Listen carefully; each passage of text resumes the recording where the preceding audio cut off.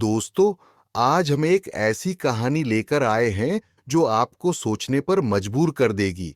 यह कहानी है उन लोगों की जो अपने कुछ गलत आदतों के कारण और भी गरीब होते जा रहे हैं। तो चलिए शुरू करते हैं। ये कहानी है सुरेश की। सुरेश एक छोटे से गांव का रहने वाला है।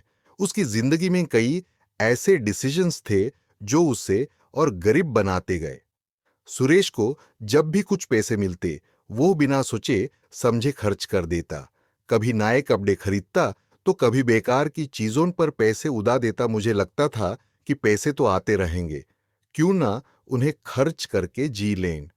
सुरेश का एक और शौक था जो यूं से और गरीब बना रहा था, जुआ।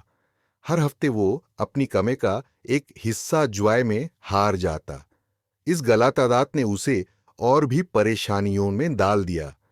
मुझे लगता था एक दिन बड़ी जीत होगी और मैं अमीर बन जाऊंगा, लेकिन ऐसा कभी नहीं हुआ। जब सुरेश के पास पैसे खत्म हो गए तो उसने उधार लेना शुरू किया।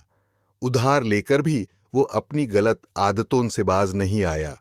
इससे ना सिर्फ वो खुद गरीब होता गया, बल्कि उसका परिवार भी मुसीबत में पड़ गया। मैं सोचता था कि अगले महीने से सब ठीक हो जाएगा, लेकिन हर महीने हालात और खराब होते गए। सुरेश की गलत आदतों का असर उसके परिवार पर भी पड़ने लगा।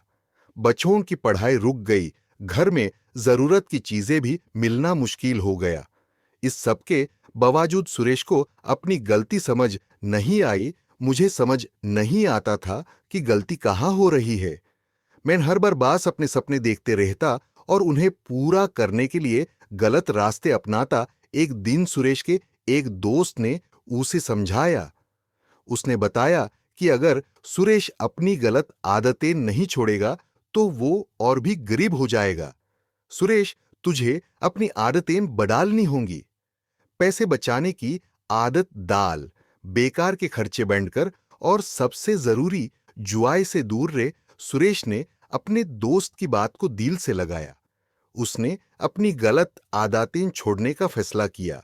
धीरे धीरे उसने पैसे बचाने शुरू किए, उधार चुकाने लगा और अपनी जिंदगी को सुधारने की कोशिश की। मुझे समझ आ गया था कि अगर मैं अपनी गलतियों को नहीं समझूंगा तो जिंदगी भर गरीबी का सामना करना पड़ेगा।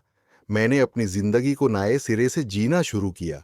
दोस्तों, सुरेश की कहानी हमें ये सिखाती है कि कुछ गलत आदतें हमें और गरीब बना सकती हैं।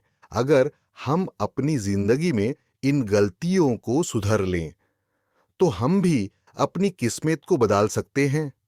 अगर आपको ये कहानी पसंद आई हो तो लाइक, शेयर और सब्सक्राइब जरूर करें। अपने कमेंट्स में बताएं कि आपको कौन सी कहानी सुननी है। धन्यवाद।